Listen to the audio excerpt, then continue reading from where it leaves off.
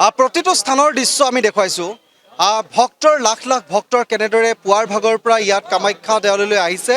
অম্বুবাচী মেলাৰ সময়ত যি ভক্তৰ সমাগম ঘটে, এই ভক্তৰ সমাগমৰ কাৰণেই কিন্তু প্ৰশাসনে বিভিন্ন সময়ত বিভিন্ন ধৰণে তেওঁলোকে নীতি নিয়ম মানে ইতিমধ্যে বান্ধি দিয়ে। আৰু এই মুহূৰ্তত আমি যদি কওঁ এটা পথৰ দৃশ্য দেখুৱাম, লাখ লাখ ভক্ত ইতিমধ্যে এই পথেৰে গৈছে আৰু এই পথেৰে এনেদৰে তেওঁলোকে গৈ আছে। আৰু এই মুহূৰ্তত যদি কওঁ কেইবাগৰাকীও ভক্ত ইতিমধ্যে এই ভিৰৰ বাবে তেওঁলোকে ঢলি পৰিছে আৰু তেওঁলোকক তৎকালে যদিও চিকিৎসা প্ৰদান কৰা হৈছে, কিন্তু এই ভিৰ আচলতে আমি দেখুৱাইছোঁ লাখ লাখ ভক্তৰ যিটো সমাগম পুৱাৰ ভাগৰ পৰা, যিহেতু ইতিমধ্যে ভক্তৰ ক্ৰমান্বয়ে সংখ্যা বাঢ়ি গৈ আছে, যিমানে সময় বাগৰিছে সিমানেই কিন্তু ভক্তৰ সমাগম ইতিমধ্যে বৃদ্ধি হৈছে। দাদা মই অকণমান আপোনাৰ ওচৰত আহিছোঁ, কিমান সময়ত আহিছে? अरे बहुत भीषण गर्मी আছে ভালো মানে একটু उत्साह আছে आने में।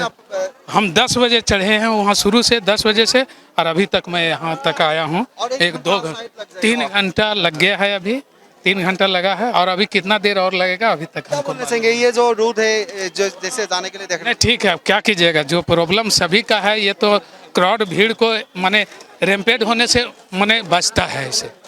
ठीक है हैं আমি ভক্তৰ ইতিমধ্যে সমাগম। ভণ্টি কোন জেগাৰ পৰা আহিছে? গুৱাহাটীতে থাকোঁ। গুৱাহাটীৰে হয়, কেনেকুৱা লাগিছে? ভাল লাগিছে, কিন্তু আহিছিলে নাই? আগতে আহিছোঁ। অম্বুবাচী মেলাত প্ৰথমবাৰ আহিছোঁ। একেলগতে আহিছোঁ আমি। নিশ্চিতভাৱে চাওক, আমি কৈছোঁ লাখ লাখ ভক্তৰ যিটো সমাগম। আৰু দাদা মই অকণমান আপোনাৰ ওচৰলৈ আহোঁ, কেনেকুৱা পৰিৱেশ দেখিছে? ইতিমধ্যে আহিছে কষ্ট কৰি, কি ক'ব?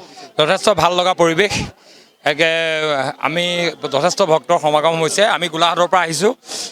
আমি যদিও কষ্ট হৈছে, আমাৰ কষ্ট যেন লগা নাই, একেবাৰে ভাগৰ লগা নাই, ধুনীয়াকৈ আমি আহি আছোঁ আৰু ইয়াত সুন্দৰ আয়োজন। কিমান সময়তে আমি 9টা বজাৰ পৰা মই ষ্টাৰ্ট কৰিছিলোঁ আচলতে।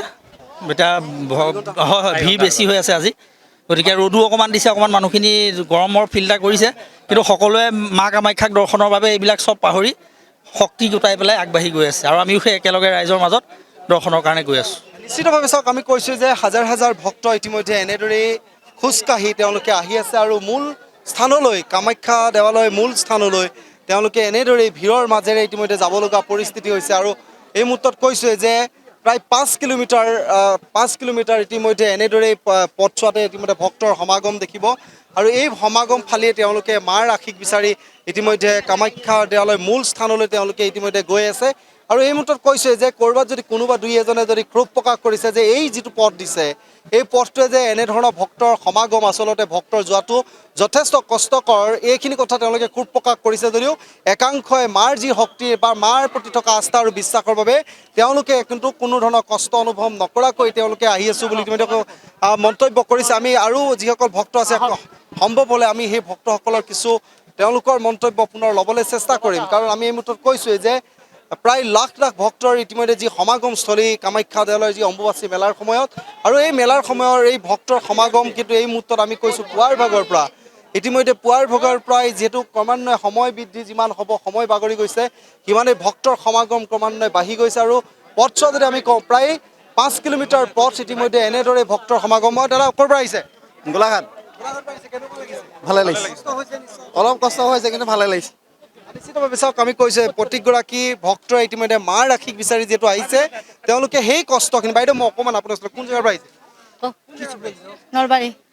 কেনেকুৱা লাগিছে? ভাল লাগিছে, কষ্ট হ'লেও আহিছোঁ। আহিছোঁ।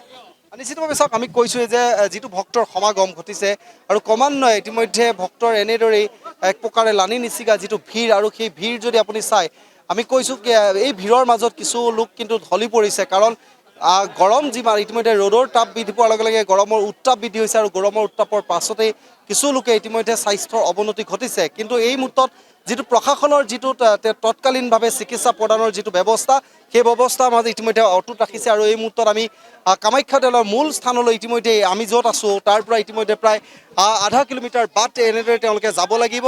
কিন্তু এই আধা কিলোমিটাৰ বাট যাওঁতেও প্ৰায় তেওঁলোকৰ 2 ঘণ্টা সময় প্ৰয়োজন হ'ব, কাৰণ পুৱাৰ ভাগতে যিসকল লোক তলৰ পৰা উঠি আহিছিলে প্ৰায় 4 ঘণ্টাৰ সময়ত এই স্থান পাইছেহি, আৰু এই স্থানৰ পৰা যদি ওপৰলৈ যায় তেওঁলোকৰ 2 ঘণ্টা সময় লাগিব কেৱল যিটো পথেৰে আহিছে। আৰু পথছোৱাৰ যথেষ্ট ঠেক বুলি ইতিমধ্যে বহুতে ক্ষোভ প্ৰকাশ কৰিছে। যিকোনো খবৰৰ বাবে যোগাযোগ কৰক আমাৰ এই নম্বৰত 9181 307 221।